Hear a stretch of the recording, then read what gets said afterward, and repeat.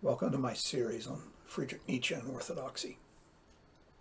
There's information under the video on YouTube, particularly about an app that you can get that strips out the audio so that you don't have to sit and look at my mug while you're listening to this. Of course, you can go do other things, but there's an app down there. It's very easy. I actually use it for a lot of music and a lot of lectures, so I don't have to sit in front of my computer screen to watch them. Anyway, besides that, there are a few books that are listed down there that are all helpful in thinking about Nietzsche. I hope that this is beneficial to you and maybe even enjoyable. Thank you all very much. Glory be to Jesus Christ.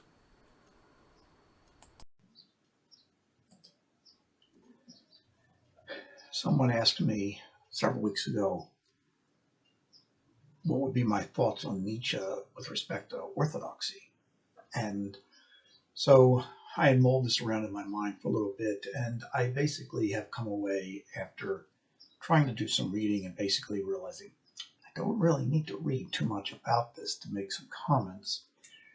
All the same, I think this is probably going to be 3 videos.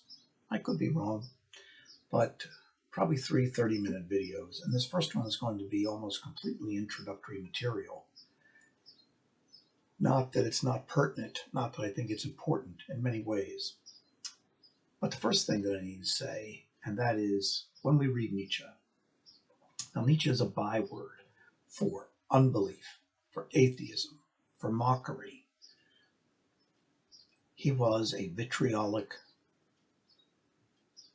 dyspeptic individual. He often accused other people of this, right? I think it was of Carlyle. He said, he was poor food, badly digested.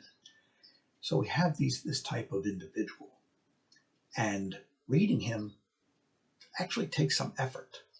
And now this is different for different of his writing, but particularly after 1876. His writings increasingly become far more aphoristic. That is, they're oftentimes clipped, short phrases. And, at times they're actually long and elaborate. But Nietzsche worked very hard at saying as much as he could by using metaphor, simile, analogy, all sorts of things, in as few words as possible. And often he would leave things without conclusion. That is, his sentences would end in ellipses, in which you are supposed to make a conclusion. He then picks up on the other side with one implication of that conclusion, then ending in another ellipsis.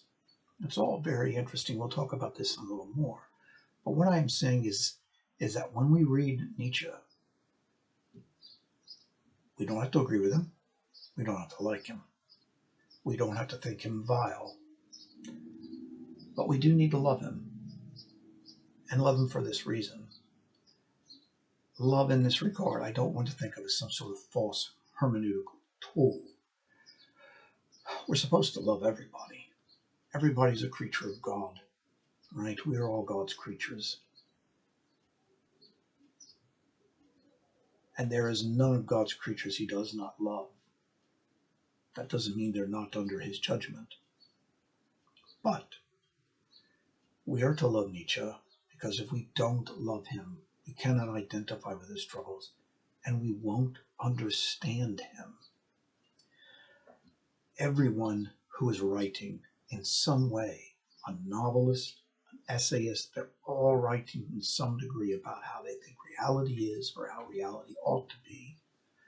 They're all ultimately writing in the face of God and in the face of God's creation.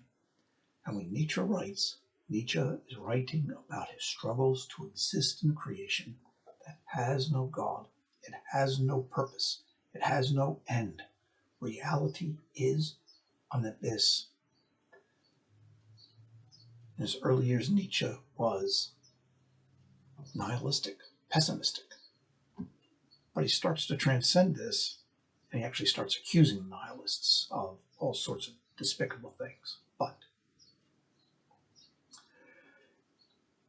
if we don't exercise empathy, we won't understand him. Now, I will give you a basic real reason to do this. If we think about John Donne in Meditation 17, it's the most famous of the meditations because there are words from it that everybody hears. Hemingway, one of his novels, was coined after this, right? Meditation 17. Perhaps he for whom the bell tolls is how it begins. He basically goes through this whole thing, does Donne, about how do we think about the tolling of the bell. It calls us to prayer. It calls us to remember someone who is being taken into the church for their last time. It calls us for someone taken to the church for the first time, for the baptism. And there is the line, no man is an island, right? None of us are islands. Every man's death diminishes me, for I have a part in every man. Why? Because Christ has made the church one. And of course, Donne is writing this in a Christian context. And then, of course, comes that great line, therefore, never send to know for whom the bell tolls. It tolls for thee. Empathy is the beginning of understanding other people. Doesn't mean we have to like them, agree with them. It doesn't make them any less odious. But if we don't sympathize, we cannot read them. And when we look at Nietzsche, we find a man in desperate need of sympathy because he was an increasingly isolated man, a man who was also increasingly isolated from his own friends. Now, Nietzsche's world. Nietzsche was born in 1844, first son of a Lutheran minister, his much younger wife, and born in 1844, a younger sister 2 years later, and then another son just a few years after that. And then when he is 5, in 1849, his father dies, apparently of a fall. It's not clear. So basically Nietzsche is raised by his mother and goes back to his paternal family home where he had 2 aunts. So Nietzsche's mother, her father, was also a Lutheran minister, and Nietzsche's father was a Lutheran minister. His father was a Lutheran minister. And his father had studied at Halle, which was the hotbed of Lutheran pietism. And in many ways, it was a hotbed of German liberalism as well, basically emerging so. And this is key for Nietzsche. Nietzsche was brought up in a strict home. He basically was, it was said, showed signs of piety. He was a good student in classics, but not a good student in math. Mediocre, right?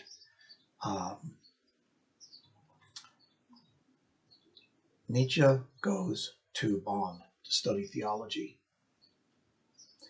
but he actually wants no part of it. In 1865, he transfers to Leipzig.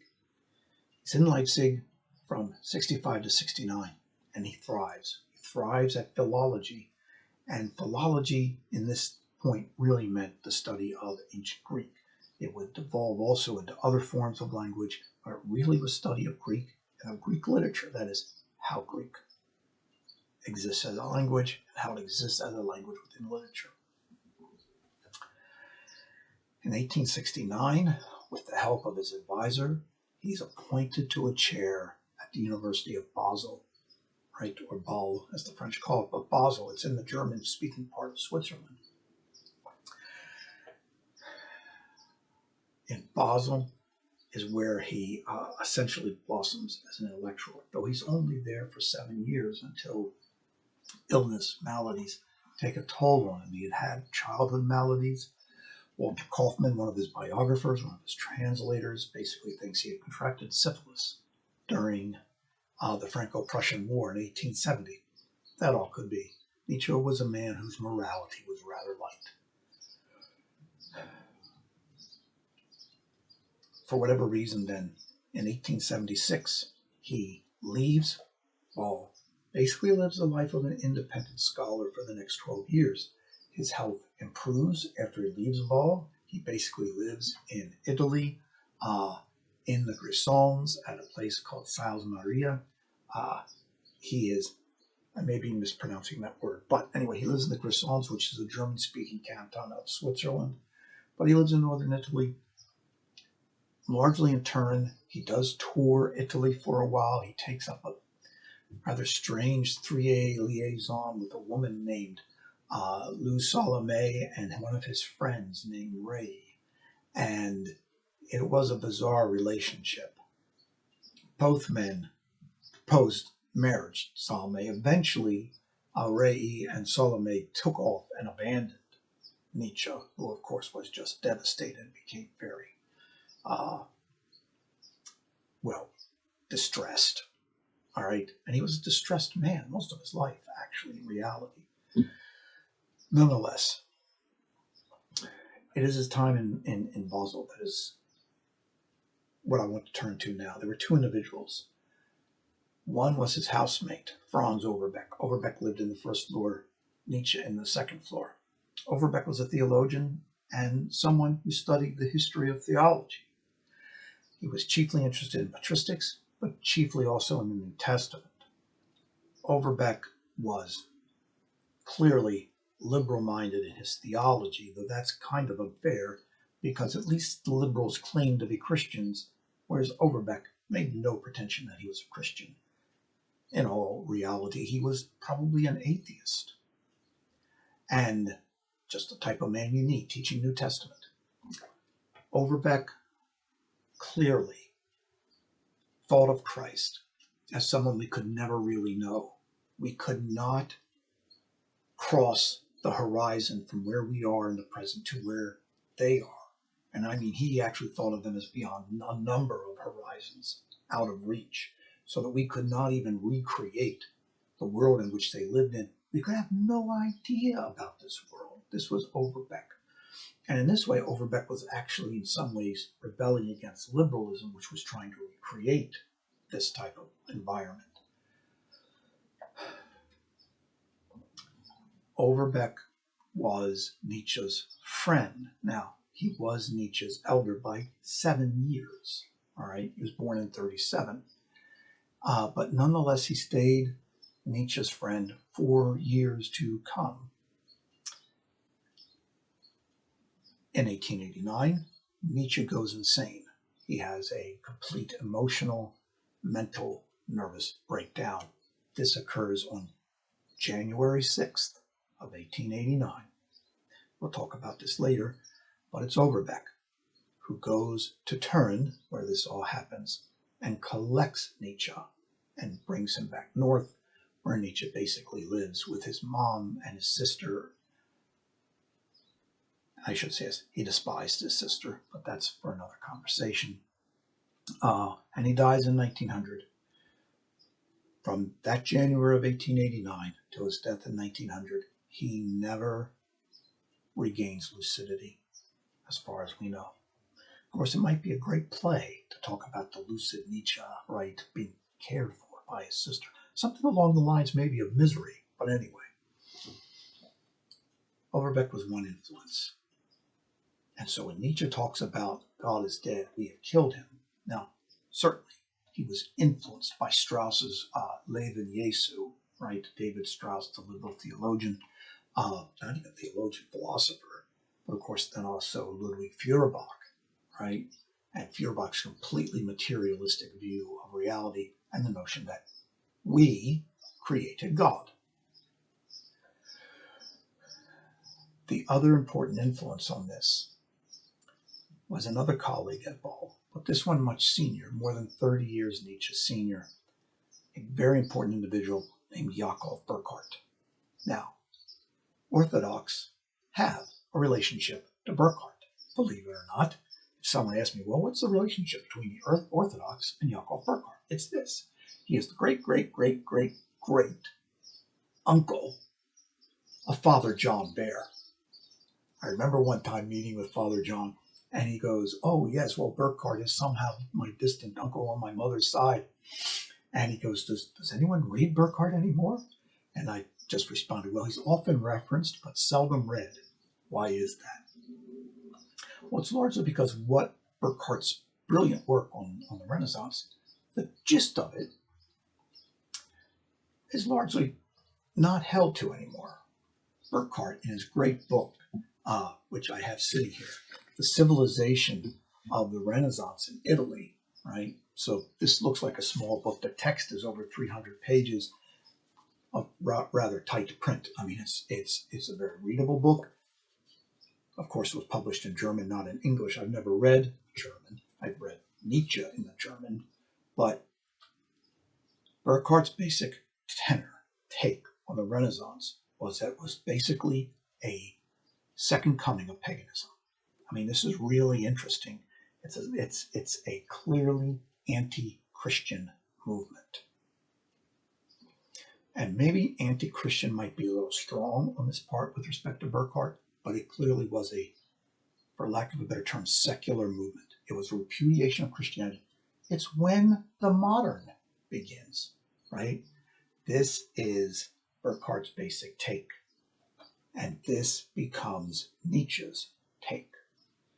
Quite frankly, then, this becomes the take of so much of 19th century thought on the Renaissance, oddly, outside of history departments or of those who actually teach Renaissance philosophy. That's not a big place.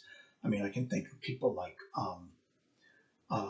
Richard Boom, who taught Renaissance philosophy. He taught down at Loyola in Baltimore. Richard was a very good historian of philosophy and philosopher himself. But really beginning in the 50s, there was a revolt against this. This is not what the Renaissance was, as Burckhardt had put it out there. What the Renaissance was interested in was going back to the sources. What does this mean, back to the sources? Ad fontes, right? To the sources is the Latin term. And so one of the people who really did a lot on this is Paul Oskar Christeller. Christeller was, he was not a Christian. He was a Jew, taught at Columbia. And Christeller basically came back and said, what were the Renaissance humanists, term they used, interested in? What was their humanism? And clearly Christeller says it's not secular humanism. Secular humanism is a modern creation, modern meaning in like the last 50 to 60 years. And all we have to do is think of the humanist society. Isaac Asimov, right? In the basic credo of the humanist society, the secular humanist society, it should be, is we are atheists. Only man exists. And so Christeller basically is looking at all of this, and there are many others who are with him, John Randall, Myron Gilmore, many others. Jacques Barzoon, who was Christeller's colleague. Many others look at this, and they basically say, no, what humanism was a quest first and foremost for eloquence. But where do we find out how to be eloquent? Well, we're not going to find it from the medievals. They would look at something like Aquinas' Summa Theologica. It has a rhetorical nature about it, but it is all built up on a rather structured disputatio model. There is a world of difference in learning our theology from the Summa, from Lombard's sentences, than from Augustine's De Trinitate, or the City of God, or the Confessions, or St. Basil, or St. Gregory of Nazianzus, right? Think about the 5 theological orations. They are long, developed arguments. Well, where did they get this tradition from?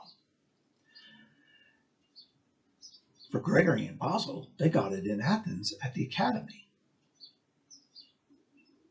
Augustine got it from learning rhetoric from pagans. And both St. Basil and St. Augustine basically said, where do we learn to speak well? Where do we learn to write well? Well, we learn from the pagans. This is St. Augustine's great image of the Egyptians being plundered by the Hebrews, right? And St. Augustine says, this is what we're doing. St. Augustine said, this is what we're doing. We are plundering the pagans to learn how to write. And so Cicero becomes kind of at the pinnacle of this, the art of persuasion. And so what the Renaissance was interested in was rhetoric. It was not anti-Christian. The most obvious example of this is what is sometimes called, or he who is sometimes called, the father of Renaissance humanism. And to be just, I've never seen anyone else called the father of Renaissance humanism, who was a fellow named Francesco Petrarch. Petrarch, his father was a Florentine. His father was a friend and colleague of Dante. They were both kicked out of Florence over the same internal struggles. There were always internal struggles in Florence, but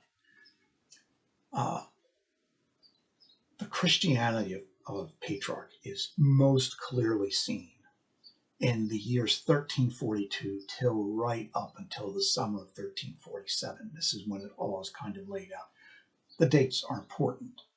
In 1342, Petrarch and his brother Gerardo had been living since 1326 near Avignon, that is, where the papal court was. The Pope of Rome was living in Avignon.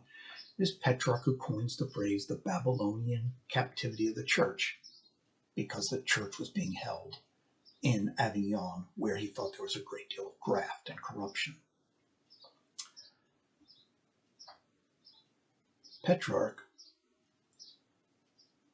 Petrarch's brother Gerardo in 1342. Now, both of them had been living the life of men about town, right? Skipping the light fantastic, or some sort of equivalent around Avignon. They had love affairs, they wrote poetry. Petrarch was clearly inclined in all of this to the high life. Now, he was in minor orders, but minor orders really start with exorcists, cantors, things like this. He wasn't in major orders, right? He wasn't a deacon, he wasn't a priest. And so therefore, these avenues were open to him. Courtship, marriage was all open to him, but he actually ended up never marrying anyone. But his brother Gerardo was deeply in love with someone, and in 1342 she dies. And Gerardo is devastated. And all of a sudden, like that, his life changes overnight. And he goes from a life of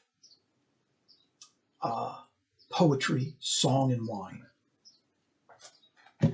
He becomes a Carthusian. If you don't know what the Carthusians are, the basic thing I can tell you is go find, it's on YouTube, I believe, or clips of it on YouTube, as well as on Vimeo, of the movie Into the Great Silence, which is about the charter house of the Carthusians. The Grand Chartreuse, as it is called, is up in the Alps. Lots of snow in the winter. 5 minutes, 10 minutes, 15 minutes. You will know what it all was about, what the Carthusians are about. And this rocked Petrarch. Gerardo gave up the study of poetry. And he actually condemns Petrarch for keeping this up, or at least he tries to convict him of it. So there are 4 things that Petrarch writes at this time. One is a poem, Parthenius. Parthenius is about 2 shepherds. One has kind of found where he's going to live. The other is not. He's out roaming the forest still. The 2 poets, of course, himself and Gerardo. Gerardo has found a place of rest. Petrarch is out trying to find another shepherd, by which it means Virgil. There's a hint that it could be Homer. Regardless, this poem is rather interesting. It's not long, and I think you can actually find it online. he sends a letter on poetry, basically saying what the poem means, but then also clearly saying what its interpretation is, and a defense of the writing of poetry. Poetry is the first form of speaking about God. He then talks about the Psalms are written in meter. So much of the prophets are written in meter. So this all goes into his defense of poetry, and basically telling Gerardo what I'm doing is not an illicit thing. The other thing that goes into this at this time is Petrarch basically has an idea of what am I supposed to do? How do I think about religious contemplation as opposed to the active life? Now, for the Orthodox, the life of contemplation should always lead us to action, right? But contemplation actually animates the life of action, right? Now, I can spend a life in prayer and spend a life in prayer. And for some people, this is what it is. They spend their time mediating for the whole world, right? But even Anthony, after spending years in the tombs, eventually comes out, right?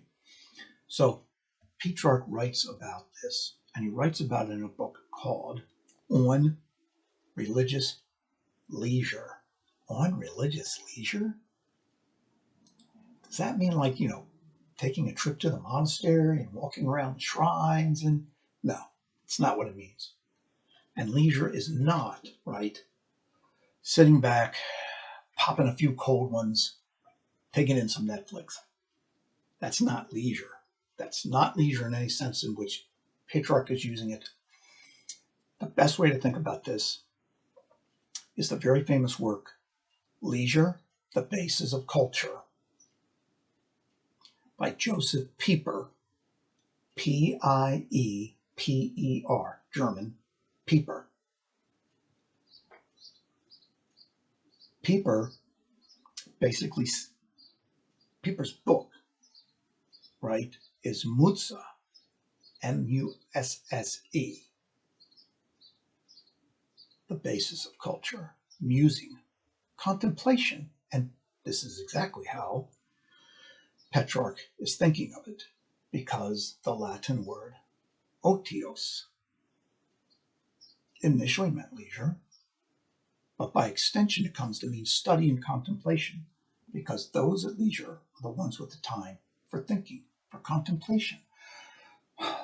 Why? What all we have to think about is who are the people who have the most time? Why, it's shepherds. That's why they made such great poets in the ancient world. They had all this time to sit around and contemplate, right? Religious leisure is basically Petrarch's statement, long drawn out statement, in a sense, a long essay about why religious leisure is necessary. It's written for the brothers of Gerardo's monastery. We know that it was written before 1347, because in 1347, everybody in the monastery was killed by the plague, except for Gerardo. After having buried the last of his brothers, he has to go out and find another monastery. So we know it was written before then. And essentially, Petrarch is saying this world and this world's glories are passing away. They are ephemeral. Those things which we should seek after are the kingdom of God, the world to come. How do we do this? It's as though Burckhardt, in his right, he knew who Petrarch was. There were all sorts of things Petrarch wrote. He's got a lot of brilliant letters. But it's as though Burckhardt had just simply skated over this. I mean, this is a fundamental work of Petrarch's. And it sets the context for probably the best known work of Petrarch, which is just one of his letters. It's called The Ascent of Mount Ventoux. Now, Mount Ventoux now is just, it's kind of a tourist trap. Petrarch made it famous, but now it's actually part of the Tour de France, right? It's part of the Alpine Lake. Petrarch climbs it. Now, he says he climbs it in 1336, but nobody dates it 1336. Everything dates it after 1342. That is, it's all in the context of the fact that Gerardo has chosen a path to heaven, whereas Petrarch is still maintaining his path to glory. They're climbing this mountain together. There's an immense amount to this letter. It's a beautiful letter. There's so much that I cannot talk about it. I mean, it's a rhetorical masterpiece on Petrarch's part. But Petrarch gets to the top, and after having, wandered around, trying to find his way, an easy way, where Gerardo goes the direct way, Petrarch tries to find his way. Gets caught in the brambles.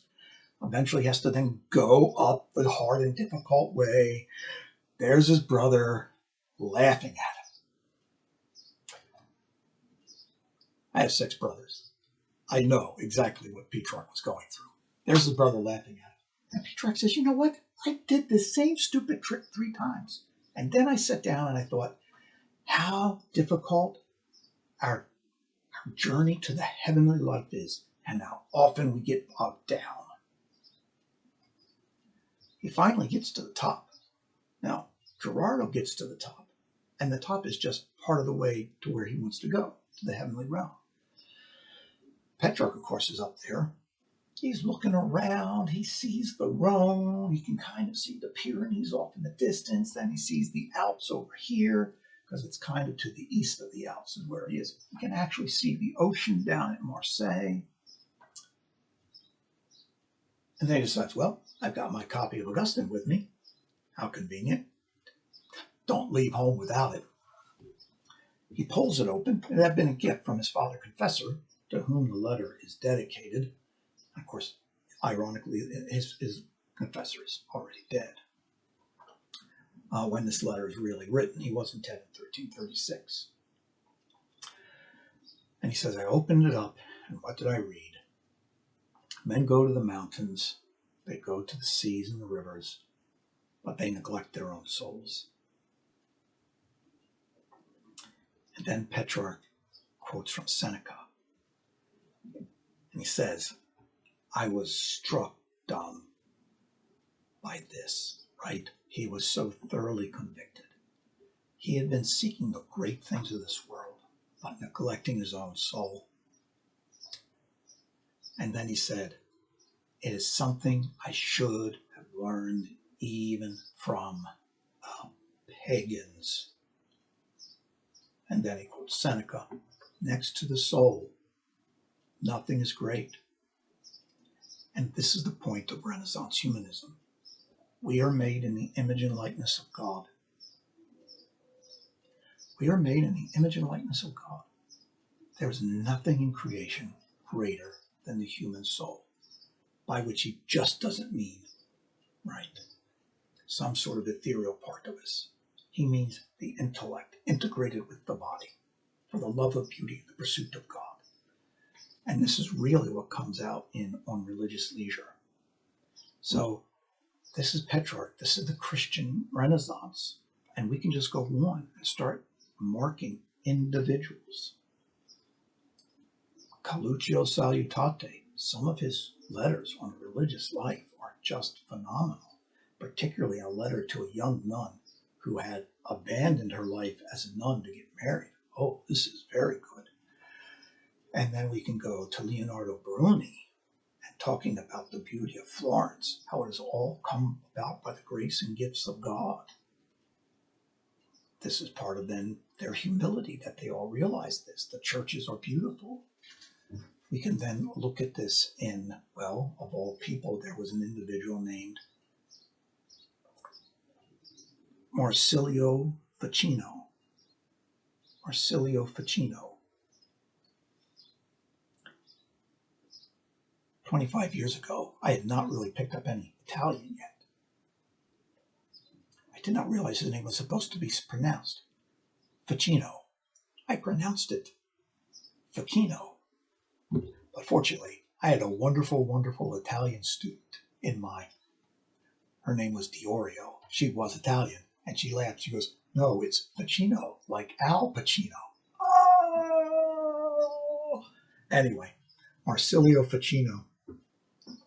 And Ficino wrote a long treatise called Theologica Platonica. He was the head of the Platonic Academy in Florence. It wasn't an academy in any real sense. All it was a bunch of guys translating the Greeks into Latin, and then at night they'd sit around, drink wine, and talk about Platonism, which has a very long, diverse, and fruitful history to it. There's an immense amount to talk about Renaissance Platonism. But what is Ficino trying to do? He's basically trying to say that Plato is consonant with Christianity. He's not trying to take Plato and somehow Christianity and see how they wed. Ficino was a priest. He was a very well-educated priest, as you can see. And he was someone who was not trying to bend Christianity. There may be some fudging, but he's basically trying to show how Plato is consonant with it. If you want to read something interesting by him, and it's in translation, read his commentary on Dionysius the Areopagite, on the celestial hierarchy, and on the divine names. And this will basically give you the measure of the Christianity of Ficino. Ficino's chief pupil was Pico della Mirandola. Pico wrote this wonderful piece called An Oration on the Dignity of Man. It was never published. His nephew published it after his death. And Pico basically said, what does our dignity rely in? It relies in our freedom. That we exist as the highest of God's creations. We therefore can go down to the earth, or we can ascend to the angelic intellects. That is what we are. That is what our dignity resides in. The angels can't descend to this, right? Now the demons can, but they can never ascend again. And it's a beautiful essay, all defending the whole idea that Christianity is the true religion, but nonetheless God is found in every religion, because God is found in every man, because every man is made in the image of God.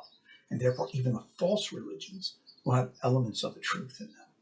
It's a rather interesting essay, and it's all based as a defense of, well, a condemned set of propositions that he wanted to debate, 900 theses, or was it 6?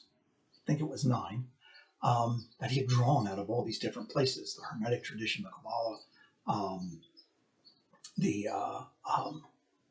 from Zoroastrian sources, from Hebrew, of course, because Pico knew Hebrew. And he was a polymath, but what was he also? He also was a big supporter of Savonarola. Right? If you know who Savonarola is, he was a very austere Dominican, was Savonarola, who got himself into trouble for basically calling the papacy to account. Now, this is the Christian Renaissance. It stands in stark contrast to Burckhardt's idea, and Burckhardt was chiefly interested in the art, the sculpture, the things like this, in the whole notion of human perfectibility, because that's how he read the Renaissance. He looked at artists like Raphael, who, by the way, Raphael was a student of Pico. He was a student of Pico. Raphael, Michelangelo, others, he would look at them and see these types of things and basically assume from them that this was a whole new vision of the human. We could say it was a less dour vision of the human than we might see in the medievals, but it wasn't necessarily a fundamental shift in what the human was. But this is how Burckhardt read it. Again, we might be able to see this in someone like Pietro Pomponazzi, or even to an extent in Machiavelli. Machiavelli is a rather controversial figure. Most people know the Prince. A lot of people don't know the discourses in Livy. Much longer. They were written for a public audience, whereas the Prince was not. All right. And the Prince was written in Italian, whereas the discourses were written in Latin, right? It was the language of the public. Now, what does this have to do with Nietzsche? Why did I belabor all of this? It's because of this. Nietzsche looks at the Renaissance as the beginning of the breakout of human perfectibility and a movement towards the triumph of will over aesthetics. And not aesthetics in the sense of the beauty of art, but aesthetics in the sense of a particular type of culture, and more importantly, of art over the ascetic. You see this in the genealogy of morality especially, but this is also explicit in Human, All Too Human, where he basically says the Renaissance was this great anti-Christian movement. He gets this from Burckhardt. This great anti-Christian movement which was crushed by those filthy Germans. Despite the fact that he was German, he didn't like the Germans, but those filthy Germans, Luther, and then by the Counter-Reformation, they crushed the promise of the Renaissance. Now, all this is seen as trite by almost all historians, Christian, non-Christian, right? So if you go and look at the Christian Renaissance historians now, James Hankins, Anthony Grafton. Hankins was at Harvard, Grafton was at Princeton, both self-confessedly very devout men. They don't read the Renaissance this way. Now, having said all that, Nietzsche basically takes this and he constructs a vision of what Christianity is. And he basically then sees the decadence of Christianity in the 19th century, in which people are gutting Christianity, but still wanting Christian morals. He thinks of George Eliot in this regard. And so I'm basically going to close here on those points, that for Nietzsche, Nietzsche's sources very much come from Burckhardt and come from Overbeck, right? These are his views of history. These are his views of Christianity. And so, therefore, Nietzsche really has no real contact in reality with what we could actually call the medieval church. I have no evidence that he ever read Thomas, that he ever read Albert the Great or Peter Lombard, that he even ever read Augustine. There may be some aspect of this, or that he read the church fathers. He read the Greeks, meaning the pagans. And in a sense, he even misreads them. But we'll talk about that in the next lecture. But for now, I'm going to finish because, after all, I really rambled on a long time. But that is me. You can leave your comments. You can send me messages. You can certainly find me through the St. Basle website. You can find me there. You can find me at Eastern University. Well, I don't know if you can find me at Eastern University anymore, even though I still have an eastern.edu email. But anyway, I hope you've enjoyed this. And I shall post the next one probably in a week or so. But again, continuing on, we'll talk more about orthodoxy. This was very much not that much about orthodoxy. We'll talk about orthodoxy and Nietzsche. So glory be to Jesus Christ.